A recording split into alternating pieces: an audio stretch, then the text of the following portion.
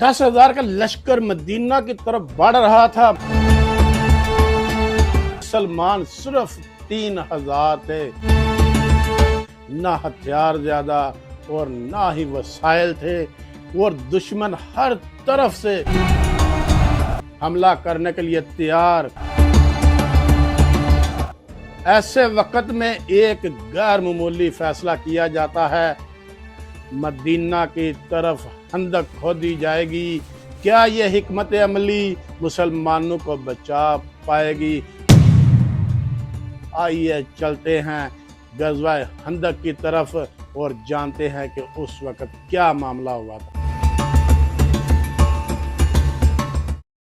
بسم اللہ الرحمن الرحیم۔ السلام علیکم دوستو، ویلکم بیک ایک نئے ولاگ کے ساتھ۔ میں نعیم اکرم ہوں اور آپ دیکھ رہے ہیں میرا YouTube channel global update Urdu. غزوہ احد کے بعد دشمن سمجھا تھا کہ مسلمان کمزور ہو چکے ہیں۔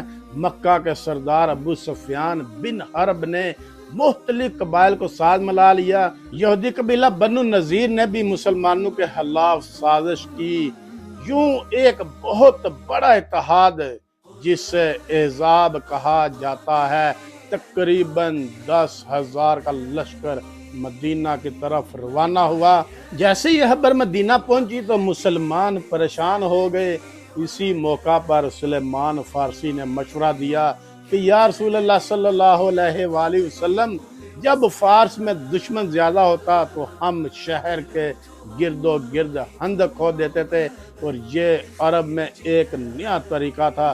تو رسول کریم صلی اللہ علیہ وآلہ وسلم نے اس مشورے کو قبول کیا۔ تو مسلمان خود رسول اللہ صلی اللہ علیہ وآلہ وسلم کے ساتھ مل کر خندق کھودنے لگے۔ سردی کا موسم تھا، بھوک بھی شدت تھی، مشقت بھی شدید تھی۔ رسول اکرم صلی اللہ علیہ وآلہ وسلم اپنے ہاتھ مبارک سے مٹی اٹھاتے، صحابہ کے ساتھ کام کرتے رہے۔ ایک موقع پر ناظرین بڑی چٹان آ گئی تو رسول اللہ صلی اللہ علیہ وآلہ وسلم نے کدال ماری تو چنگاری نکلی۔ آپ صلی اللہ علیہ وآلہ وسلم نے فرمایا کہ مجھے روم اور فارس کی فتح دکھائی جا رہی ہے۔ صحابہ کرام رضوان اللہ علیہ اجمعین نے دلوں میں امید کی روشنی جگمگا اٹھی۔ تو جب کفار کا لشکر مدینہ پہنچا تو ان کے سامنے ایک وسیع خندق تھی۔ وہ حیران رہ گئے کہ عربوں نے پہلے کبھی اس طرح کا منظر نہیں دیکھا تھا۔ وہ خندق عبور نہ کر سکے۔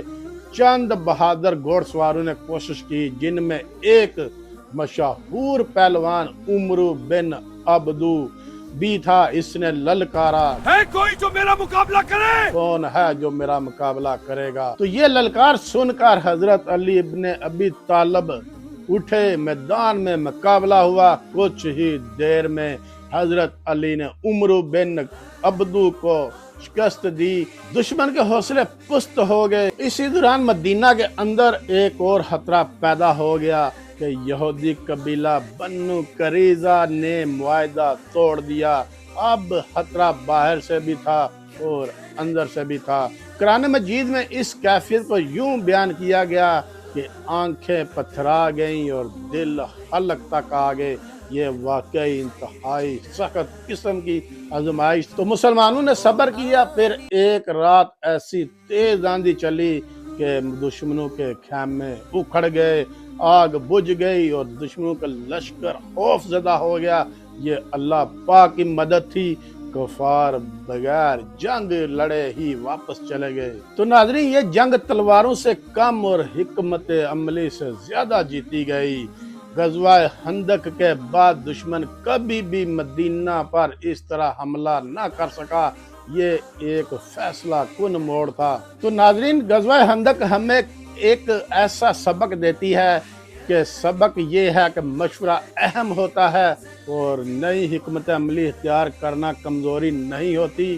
مشکل وقت میں صبر سب سے بڑی طاقت ہوتی ہے اور اللہ پاک کی مدد صبر کرنے والوں کے ساتھ ہوتی ہے۔ تو غزوہ خندق ہمیں یہ بھی سکھاتا ہے کہ جب حالات ناممکن لگیں تو ہمت اور حکمت عملی سے راستہ نکل آتا ہے۔ یہ صرف ایک جنگ نہیں تھی، یہ ایمان کی فتح تھی۔ ناظرین یہ تھا وہ واقعہ جو غزوہ خندق کے ٹائم پیش آیا۔ تو امید کرتا ہوں آپ کو بہت پسند آیا ہوگا۔ लाइक और कमेंट अच्छा सा कर देना। तो मिलते हैं इंशाल्लाह नेक्स्ट किसी अच्छी दास्तान के साथ। तब तक अपना बहुत सारा ख्याल रखिए और अपने इस चैनल का भी ख्याल रखिए। अस्सलाम वालेकुम, फी अमान।